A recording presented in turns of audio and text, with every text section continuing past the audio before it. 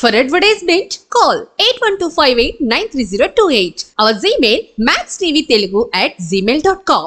Max TV ప్రేక్షకులకు నమస్కారం. నేను మీ శ్రావ్య.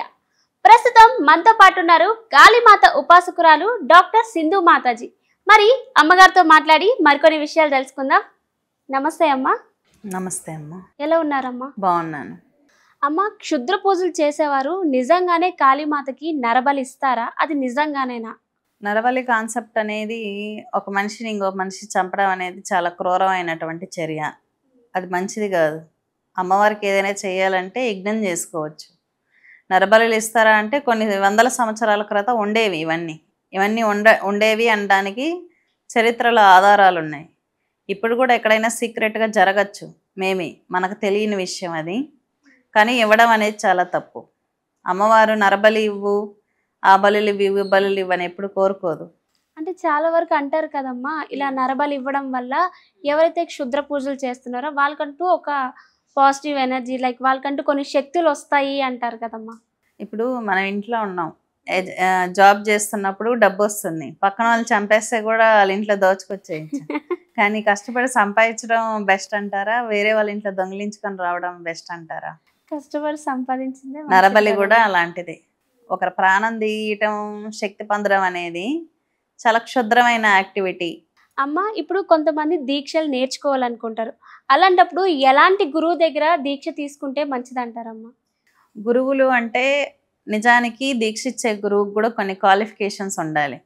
ఆ గురువులో మంచి తేజస్సు ఉండాలి, అమ్మవారి కళ ఉండాలి. ఇప్పుడు అమ్మవారి ఉపాసకులు అనుకోండి, అమ్మవారి గ్లో, కళ, తేజస్సు అన్నీ ఉంటాయి.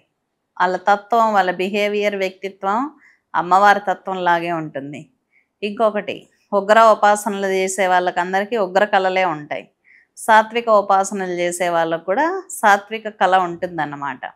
మీరు ఫస్ట్ ఏం చేయాలో డిసైడ్ అయ్యి, ఫస్ట్ వీళ్ళ కోరికల కోసం దీక్షలు చేస్తున్నారా లేకపోతే ముక్తి కోసం చేస్తున్నారా డిసైడ్ అవ్వాలి. డిసైడ్ అయ్యి ఆ గురువుకి ఎటువంటి వ్యక్తిత్వం ఉంది, తేజస్సోజో శక్తులు ఎలా ఉన్నాయి, అతని యొక్క జీవన విధానం ఎలా ఉంది, అతను సరైన గురువా కాదా ఎంక్వైరీ చేసుకొని వెళ్ళి దీక్ష తీసుకోవాలన్నమాట. ఒకవేళ దీక్ష తీసుకున్నాక ఇతని జీవితం బ్యాక్వర్డ్ అవుతుంది అనుకోండి, ఆ గురువు కరెక్ట్ కాదు అని అర్థం. ఒక గురువు దగ్గరికి ఒక శిష్యుడు వెళ్ళినప్పుడు అతని జీవితం వృద్ధిలోకి రావాలి. వృద్ధిలోకి రాకుండా వెనక్కిపోతుంది అంటే అది మంచి దీక్ష కాదు, మంచి గురువు కాదు అని అర్థం. చాలామంది గురువులు క్షుద్ర పూజలు చేసి ఆ మంత్రాన్ని 5-6 మందికి దీక్ష ఇచ్చేస్తారు. అంటే గురువు ఎల్ఐసి పాలసీ ఇలాగా గురువు చేసిన పాప శిష్యుడికి వస్తుందన్నమాట. కాబట్టి క్షుద్ర గురువుల దగ్గర ఎప్పుడు దీక్షలు తీసుకోకూడదు. క్షుద్ర విద్యలు చేసేవాళ్ళు, మంచి పూజలు చేసే వాళ్ళ దగ్గరికి వెళ్ళి దీక్ష చేసుకుంటే గురువు చేసిన పుణ్యంలో శిష్యుడికి కూడా షేర్ వస్తుంది. ఇంకా గురువే క్షుద్రం చేసేవాడైతే గురువు చేసిన పాపాలన్నీ వీళ్ళు అనుభవించాల్సిందే. కరెక్ట్గా చూసి చెక్ చేసుకొని వెళ్ళి దీక్ష తీసుకోవాలి. అమ్మ, ఈ జనరేషన్లో ప్రతి ఒక్క అమ్మాయి గుడికి వెళ్ళినప్పుడు జుట్టు విరబోసుకొని వెళ్తుంది. అలా వెళ్ళడం వల్ల లేని దోషాలు ఏమైనా ఉన్నా సరే తెచ్చుకుంటాము అని అంటారు. అది ఎంతవరకు నిజమంటారమ్మా? జుట్టు విరబోసుకోవడం ఏంటంటే మనకు ఎలక్ట్రోమాగ్నెటిక్ ఫీల్డ్ ఎక్కువ ఉంటుంది, అట్రాక్షన్.